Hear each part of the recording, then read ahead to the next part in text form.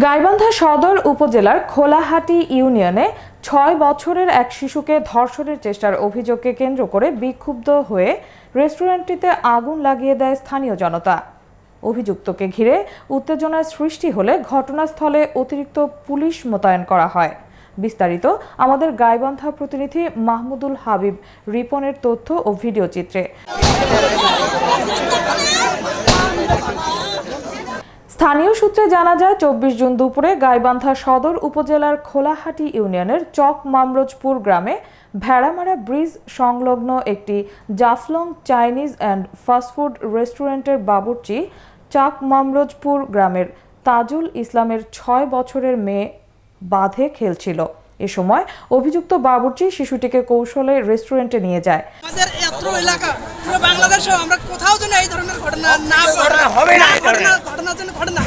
এই ঘটনাটা যদি আমার মেয়ের কি ঘটছে বলেন তো? এটা একটা ছোট বাচ্চাকে ধর্ষণ করার চেষ্টা করছে। যদি ধর্ষণ পুরোপুরি সফল হয়ে যেত, মেয়েটাকে জবাই করে আবার অন্য কিছু প্ল্যান করে সাকসেস করতে। আমাদের কাছে একটা অভিযোগ ছিল এই হোটেলে নাকি আরো নাকি খারাপ কাজ হইতো।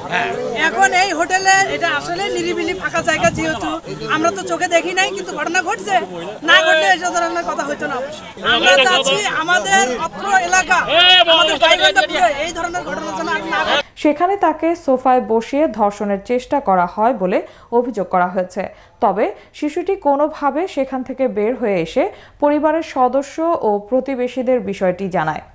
খবর ছড়িয়ে পড়লে স্থানীয় জনতা ক্ষুব্ধ হয়ে অভিযুক্তকে অবরুদ্ধ করে রাখে। পরে পরিস্থিতি উত্তপ্ত হয়ে উঠলে গাইবান্ধা সদর থানা পুলিশ ঘটনাস্থলে পৌঁছে পরিস্থিতি নিয়ন্ত্রণের চেষ্টা চালায়।